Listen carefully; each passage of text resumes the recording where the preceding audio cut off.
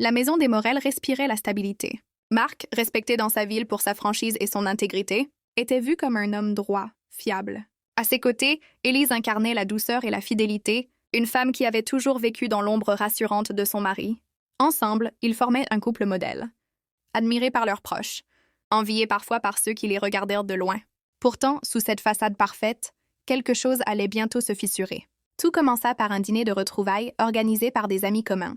Élise, qui n'avait jamais aimé les grandes réceptions, avait accepté pour faire plaisir à Marc.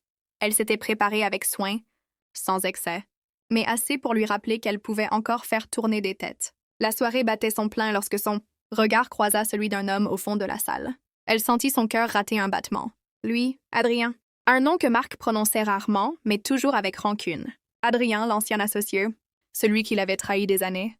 Plutôt dans une affaire d'entreprise qui avait failli ruiner toute leur famille.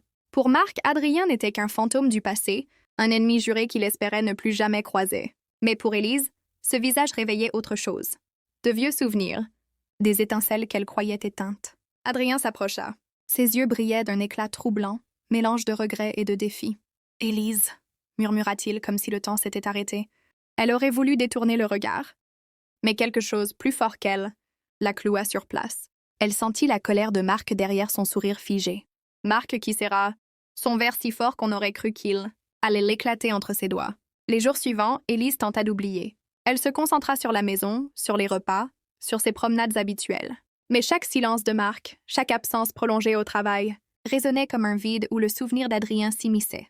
Elle se surprenait à repenser à lui, à ses mots, à sa voix basse et grave, à l'ombre d'un sourire qui l'avait jadis fait frissonner. Puis un hasard, ou peut-être le destin, les remit face à face.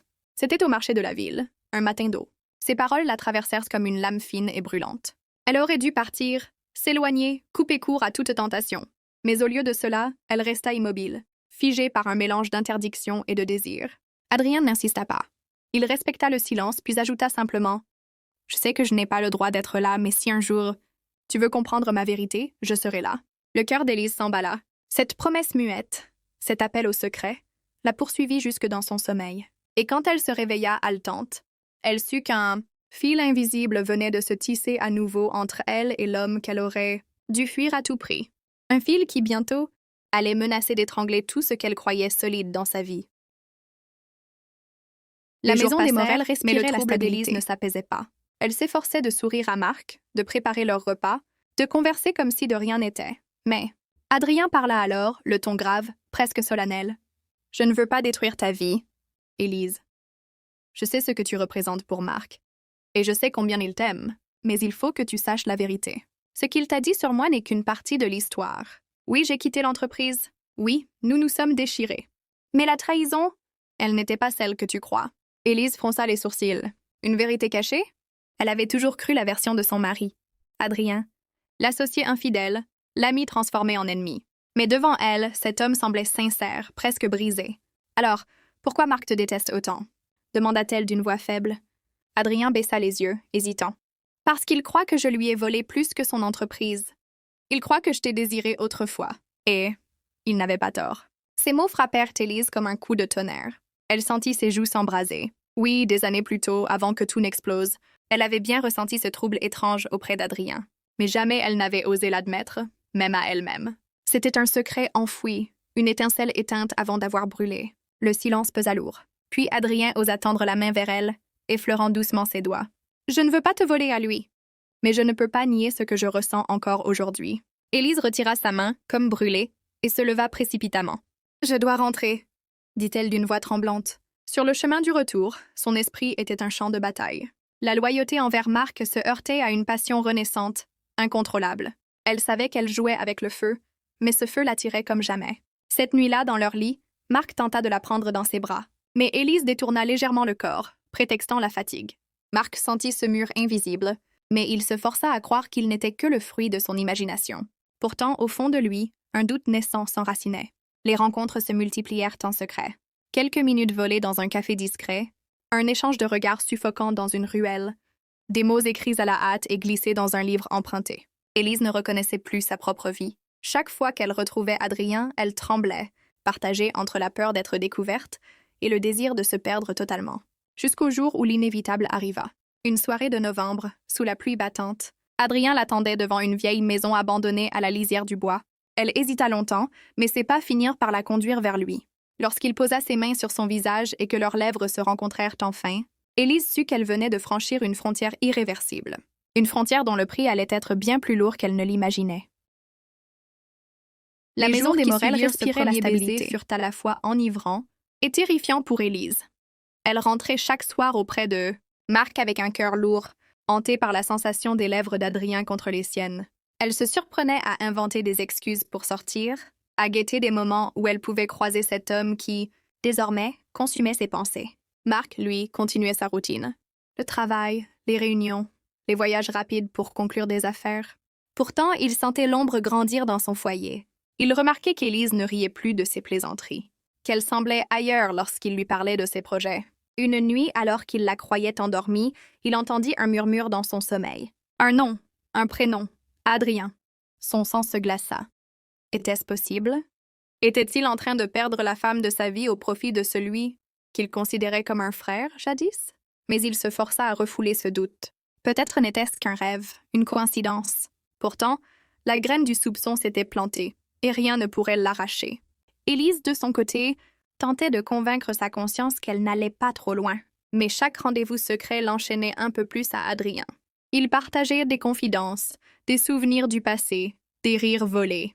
Et plus les jours passaient, plus elle sentait qu'il réveillait en elle une partie qu'elle croyait morte. La passion, la légèreté, l'ivresse de l'interdit. Un soir, alors qu'ils s'étaient réfugiés dans la vieille maison abandonnée, Adrien parla d'un ton grave. « Élise, je ne peux plus continuer comme ça. Je t'aime, et je sais que tu ressens la même chose. Mais vivre dans l'ombre, c'est te détruire, c'est me détruire. » Elle détourna les yeux, incapable de soutenir ce regard qui exigeait une réponse claire. « Tu ne comprends pas, Adrien. Marc, c'est mon mari. Il a bâti ma vie. Il a cru en moi. Comment pourrais-je lui faire ça? » Adrien se rapprocha, posant ses mains sur ses épaules. « Parce qu'il ne te voit plus, Élise. Il ne voit que son... » Le silence fut assourdissant. Adrien recula brusquement, mais Élise resta pétrifiée, incapable de bouger. Marc, livide, la fixait comme s'il contemplait une étrangère. Ses poings se serraient, ses lèvres tremblaient, mais aucun cri ne sortait. Il n'avait pas besoin de mots. L'image parlait d'elle-même. Enfin, d'une voix brisée, il réussit à articuler « Toi, avec lui ?» Élise voulut s'approcher, tendre une main, mais Marc recula comme si son contact l'aurait brûlé. « Tu m'as détruit, Élise, » murmura-t-il. Puis il tourna les talons, claquant la porte avec une violence qui fit trembler les murs. Ce soir-là, Marc ne rentra pas à la maison. Élise resta assise sur le lit conjugal, seule, les mains tremblantes, les larmes coulant sans fin. Elle avait franchi le point de non-retour, et le prix de sa passion venait de se révéler. Adrien tenta de la consoler. Marc passa la nuit dehors, incapable de rentrer chez lui, incapable aussi de trouver le sommeil. Il errait dans les rues de la ville, dévoré par une rage muette. Ce qu'il avait vu ne laissait aucun doute. Sa femme, sa vie, son avenir, tout avait été sali par la trahison la plus impardonnable. Et pas avec n'importe qui. Mais avec Adrien, cet ami d'autrefois, ce fantôme du passé qu'il avait toujours soupçonné d'ambition cachée. À l'aube, Marc revint enfin à la maison.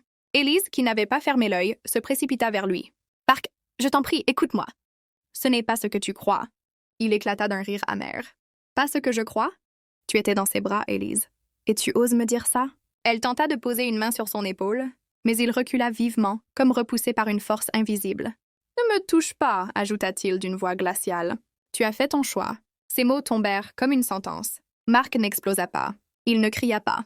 Mais son silence, sa froideur, valaient 1000 tempêtes. Élise comprit qu'il n'allait pas pardonner, pas cette fois. Durant les jours qui suivirent, Marc se montra distant, presque mécanique. Il allait travailler, revenait tard, évitait le regard de sa femme. Mais derrière cette façade glacée, il préparait quelque chose. Une vengeance lente, méthodique. Marc n'était pas homme à réagir sous l'impulsion. Il avait appris à observer, à calculer. Il décida qu'Élise et Adrien devaient payer, mais pas dans l'immédiat. Non, il leur ferait goûter leur propre poison. L'illusion, le doute, la perte progressive de tout ce qui leur donnait de la force. Une première étape fut la distance. Marc coupa tout lien affectif avec Élise. Il ne lui parlait plus que pour l'essentiel.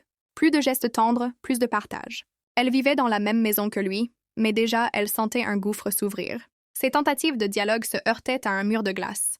Une seconde étape fut la manipulation subtile.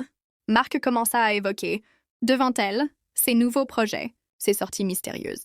Il laissait traîner des messages, des cartes de visite, des parfums féminins qui n'étaient pas les siens. Élise, rongée par la culpabilité, fut envahie d'un sentiment insupportable, celui d'être remplacée. Adrien, de son côté, poussait Élise à quitter Mark. « Viens avec moi, disait-il. Il ne t'aimera plus jamais. Nous pourrions tout recommencer ailleurs. » Mais elle n'y arrivait pas. Malgré tout, malgré la fissure, tous hochèrent la tête, croyant à une réflexion générale. Mais son regard, planté sur Élise, disait tout. Elle pâlit, comprit qu'il parlait d'eux, de sa faute, et qu'il n'hésiterait pas à l'exposer peu à peu aux yeux des autres. Cette humiliation voilée fut pire qu'une dispute. Elle rentra ce soir-là en larmes, tandis que Mark, lui, affichait un calme glaçant. Il avançait, pas à pas, dans son plan de vengeance. Et Élise comprenait que son pire ennemi n'était pas Adrien, mais bien l'homme qu'elle avait trahi. Les jours passaient, et l'atmosphère dans la maison devenait étouffante. Élise se sentait comme une prisonnière, condamnée à vivre avec un mari dont la froideur glaçait chaque recoin du foyer. Adrien, de son côté, s'impatientait. « Quitte-le », répétait-il. « Tu souffres chaque jour à ses côtés. Viens avec moi, je t'offrirai une nouvelle vie. » Mais plus Adrien insistait, plus Élise reculait. Elle comprenait, au fond, que Mark était toujours son centre, même si cet amour s'était transformé en douleur. Adrien lui apparaissait alors moins comme un sauveur que comme l'homme qui avait tout déclenché. Mark, lui, observait cette lente agonie avec une satisfaction glacée. Il ne levait pas la voix, ne frappait pas, ne menaçait pas. Sa vengeance n'était pas brutale, elle était psychologique. Et c'était pire. Élise se consumait de l'intérieur.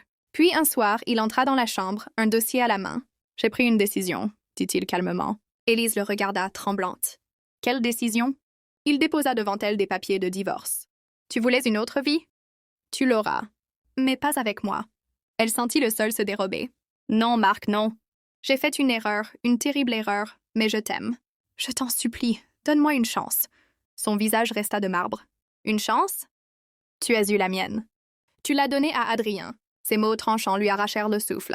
Elle tomba à genoux, tentant d'attraper sa main. « Mark, je ne voulais pas.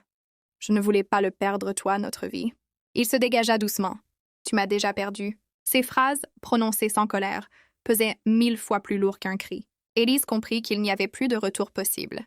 Adrien, croyant sa victoire proche, accueillit Élise quelques semaines plus tard. Mais ce qu'il trouva n'était pas la femme passionnée qu'il désirait, mais une ombre, brisée, incapable de se donner totalement. Elle passait ses journées à penser à Mark, à regretter. Adrien devint amer. Son amour se transforma en reproche. Très vite, leur relation s'effondra sous le poids de la culpabilité et du vide.